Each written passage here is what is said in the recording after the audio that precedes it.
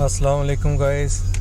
आज मैं आपको साइट पे कंक्रीट पोरिंग की वीडियो की डिटेल शेयर करता हूँ कि बड़े स्ट्रक्चर के लिए यूएई में, दुबई, अबू धाबी में हम लोग कैसे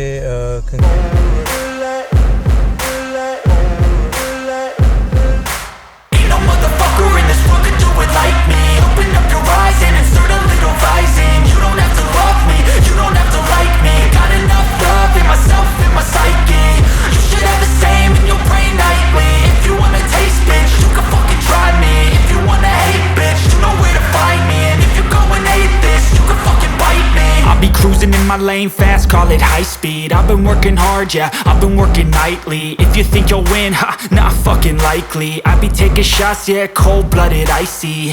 Watching numbers grow is what I call sightseeing. In the front row, run it up when they hype me. The following grows, they know how to ignite me. Call me CEO, I've been running shit right, see.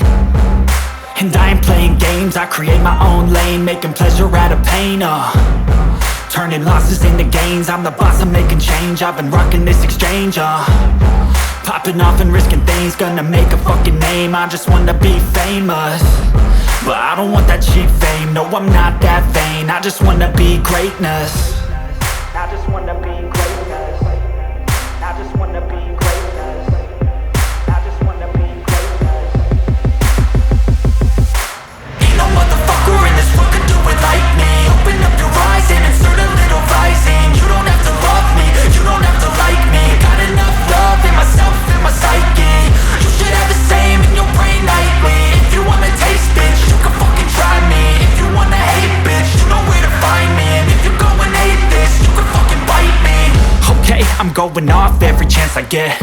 I don't really take a loss, well, I'll admit. That's why I'll make it to the top, yeah, I commit. And no, I'm never getting lost, I get after it. Investing in my own stock, cause it's faster than any crypto hits go. तो blow किया है 25 blows each layers में करते हैं। अभी side इसकी clean करके, साफ़ करके, इसको स्लम्प को आना है, ये इसको उठा लेंगे। फिर स्लम्प को आना ऐसे उल्टी रख के, जब वो मुकम्मल कंक्रीट रुक जाएगी, फिर इसका हम लोग चेक कर लेंगे कि डेप्थ कितनी आ रही है। जैसा कि अभी आप देख सकते हैं हमारी डेप्थ थी 230, तो 240 अलोएबल है, क्योंकि ये मेगा स्ट्रक्चर है। जैसा कि आप देख रहे हैं बहुत बड़ा ब्रिज बन रहा है ये, और अंडर ब्रिज होगा। इसके ट्रैफिक मूवमेंट नीचे से होगी और ऊपर से ट्रेन के लिए हम ट्रैक बना रहे हैं। ये आदमी जो आपको चलता नज़र आ रहा है, ये इसके वेब में चल रहा है कि कंक्रीट हो रही है, तो देखे कहीं से कोई शटर, कोई फॉर्म वार कोई टूट ना गया हो, कहीं से कुछ लीक ना हो, कहीं कुछ लूज़ ना हो। और ये आपको कंक्रीट पंप नज़र आ रहा है। तो अभी हमारी कंक्रीट ओके थी, हमने इसको ओके कर दिया था चेक इन पॉइंट से, इसका टेम्परेचर चेक करके और इसकी स्लैब चेक करके। तो अभी ये कंक्रीट पंप के साथ लग रही है। और जैसा कि प्रोसीजर तो आप जानते ही होंगे कि यहाँ से ये CTM इसमें कंक्रीट पंप में कंक्रीट इंजेक्ट करती है, यहाँ पे पोर करती है, जैसा कि अभी आपको नज़र आ रहा है। और फिर पंप को ऊपर पंप के थ्रू हम लोग जहाँ पे हमारी लोकेशन है वहाँ पे हम पहुँचा देते हैं, पोरिंग शुरू कर देते हैं। इसको एक इसका ऑपरेटर होता है जो रिमोट कंट्रोल से इसको हैंडल कर रहा होता है। जहाँ पे भी हमें चाहिए हो तो वहाँ पे ये मूवेबल इसका आगे शूट होती है।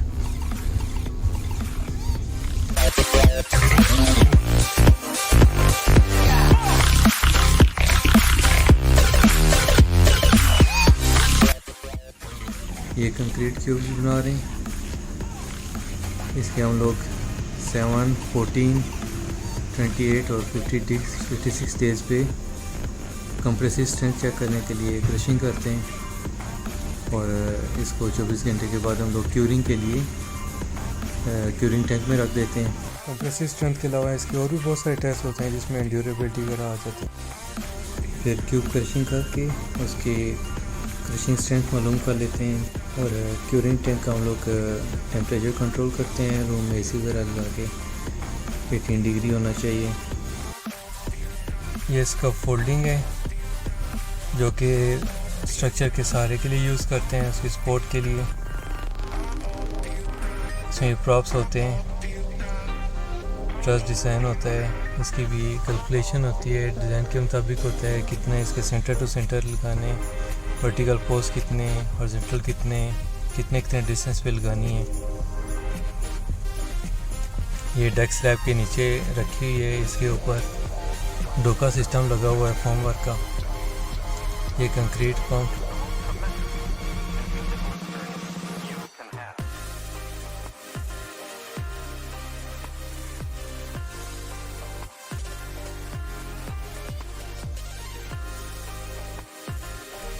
ये आज हम कंक्रीट कर रहे हैं, जैसा कि आपको यहाँ पे ये नज़र आ रही है। यहाँ पे रेगुलर पोरिंग कर रहे हैं और कंटिन्यूसली जितना भी एरिया है उसमें हम लोग पोरिंग करते जा रहे हैं, एक जगह पे रुकते नहीं हैं और साथ साथ वाइब्रेटर चलाते जाते हैं ताकि इसके वॉइस हम लोग ख़त्म कर सकें। और एक बार कंक्रीट शुरू कर देनी है तो फिर उसको रोकना नहीं है, क्योंकि उसके रुकने से इसमें कोल्ड जॉइंट आ जाता है।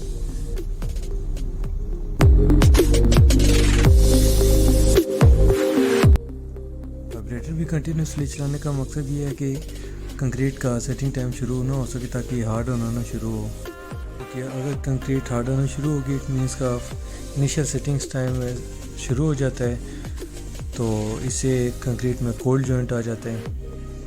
आप देख सकते हैं कितना डेंस स्टील हमने रीइंफोर्समेंट यूज़ किया हुआ है और सेफ्टी को बहुत ज़्यादा हमने मद्देनज़र रखना है, क्योंकि ज़रा सी बेहतियाती इस कंस्ट्रक्शन साइट पे आपकी जान ले सकती है या किसी भी बड़े हादसे का सबब बन सकती है। इसलिए सबसे पहले ये हमारा सेकंड फेज़ है जो अभी रीइंफोर्समेंट इन प्रोग्रेस है। इस पे कुछ टाइम लग जाएगा, जब तक वो रेडी होता है तब तक हम लोग इसकी कंक्रीट कर लेंगे और उसके बाद इसको डिशटर करके तो फिर नेक्स्ट फेज़ हम लोग इसका करेंगे। जो वर्टिकल वॉल नज़र आ रही है आपको, इसको वेब कहते हैं, और जो इसके ऊपर एरिया है उसको ब्लिस्टर कहते हैं, जिसमें डस्ट डली होती है। बोरिंग हो रही है जैसे कि आप देख रहे हैं। स्टार्ट में हमने यहाँ पे थोड़ी सी कंक्रीट डाली थी, उसको थोड़ी देर के लिए छोड़ दिया था, क्यों कि नीचे से शटर ओपन है जो डेक स्लैब पे कंक्रीट आ रही है, तो अगर कंटिन्यूसली ब्लिस्टर वॉल पे हम लोग डालते हैं तो इसके फॉर्म वर्क के नीचे से कंक्रीट डेक स्लैब पे आ जाएगी, उसका लेवल हाई हो जाएगा। तो उसको मेंटेन करने के लिए पहले हमने इस पर थोड़ी देर कंक्रीट करके छोड़ दिया था, तो अभी दोबारा फिर हमने कुछ देर के बाद यहाँ पे पोरिंग शुरू कर दी है। तो अभी आप देख रहे हैं कि नीचे से कंक्रीट निकल नहीं रही है। यहाँ पे रिक्वायर्ड लेवल तक कंक्रीट हो चुकी है। ये डेक स्लैब का टॉप है और अभी फिनिशिंग का काम जारी है यहाँ पे।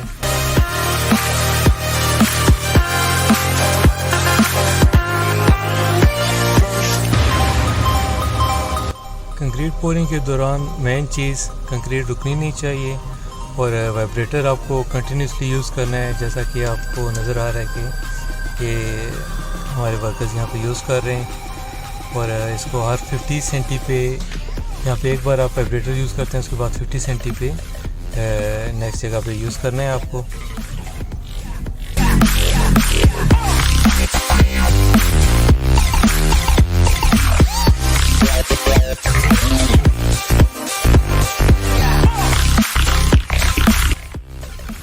और कंक्रीट पोरिंग के दौरान आपको एम्बिएंट टेम्परेचर ये मद्देनज़र रखना पड़ता है, 42 डिग्री से ज़्यादा नहीं होना चाहिए। और आपको मौसम देखना पड़ता है, बारिश का मौसम नहीं हो, सैंडस्टॉर्म वगैरह ना हो, डस्ट ना हो, ताकि आप लोग आराम से कंक्रीट कर सकें। और कंक्रीट पोरिंग के बाद इसकी हमें नेक्स्ट चीज़ जो मद्देनज़र रखनी पड़ती है वो इसकी क्यूरिंग है। वो आपको कम से कम 7 दिन तक रेगुलर करनी है। और यहाँ पे हम लोग ये करते हैं कि बर्लैप क्लॉथ, हेज़न क्लॉथ यूज़ करके उसको क्योर करके उसके ऊपर प्लास्टिक शीट्स रख देते हैं,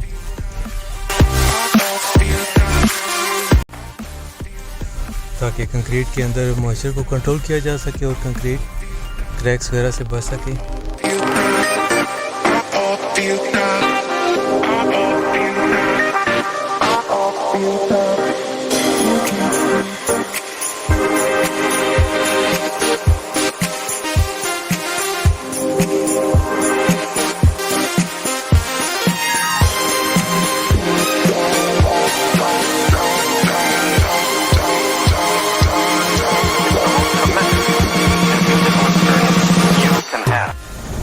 बिस्तर वाल में ये आपको नज़र आ रही है पोस्ट टेंशन स्लीव्स हैं, इसके अंदर पोस्ट टेंशन वायर्स हैं जो कि ऑलरेडी हमने पहले डाल के उसका लेवल चेक किया हुआ है और ये एज़ पर अपने डिज़ाइन लेवल के मुताबिक हैं। इन स्ट्रैंड्स को हम लोग स्ट्रेसिंग के ज़रिए टाइट करते हैं और बाद में लॉक करके तो ग्राउटिंग कर देते हैं। ग्राउटिंग भी अप्रूव्ड सीमेंटिशियस मटेरियल से करते हैं और उसके क्यूरिंग टाइम के बाद टेंडन वायर्स को काट दिया जाता है और जो इसकी सम पिट होती है उसमें भी ग्राउट फिलिंग करके उसको कंक्रीट लेवल के साथ स्मूथ कर दिया जाता है।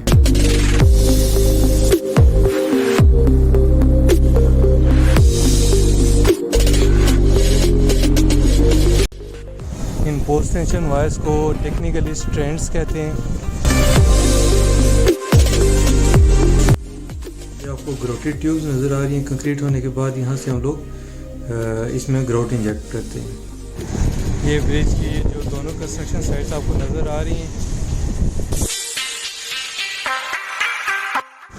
ये बॉक्स टाइप डेक स्लैब्स हैं।